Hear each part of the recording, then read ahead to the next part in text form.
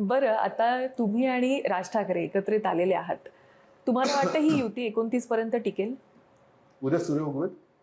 काय वाटतं तुम्हाला? सूर्य रोजच उगवतो. उगवतो ना, मग तशी आमची युती राहील ना.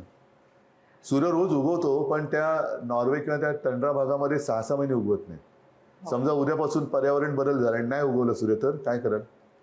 यानी जब Nature तक आहे. सूरज चांद रहेगा हमारी बरोबर आहे. युती रहेगी असं तुम्ही म्हणताय. नाही, बरोबर आहे, पण असं तुम्ही दाव्याने सांगू शकता का की तिकडे 6-6 महिने दिवस आणि 6-6 महिने रात्र असते? समजा अचानक काहीतरी काहीतरी असेल पृथ्वीचं चक्र जे आजपासून वेगळं होणार असेल आणि उद्यापासून आपल्याकडे 6 महिन्याची रात्र सुरू झाली तर काय कराल?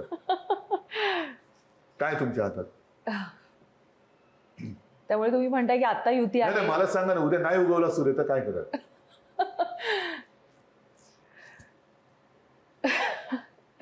असू शकतं ना.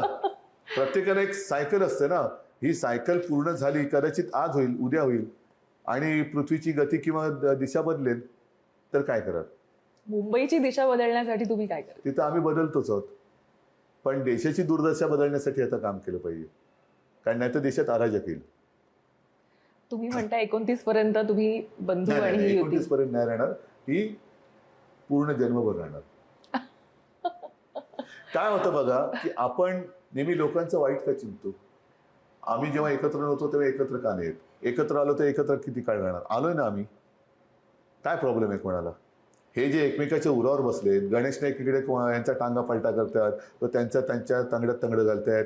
तिकडे भाजप अजित पवारांनी 70,000 कोटीचा घोटाळा करून बाजूला ठेवले त्यांना. आमच्यात होता तो सलीम कुत्ताचा कोण साथीदार, त्याला त्यांनी घेऊन पट्टा गळ्यात घातला. म्हणजे भाजप वाटेल ते करते आणि उगाच आपल्याला भांडवत ठेवते.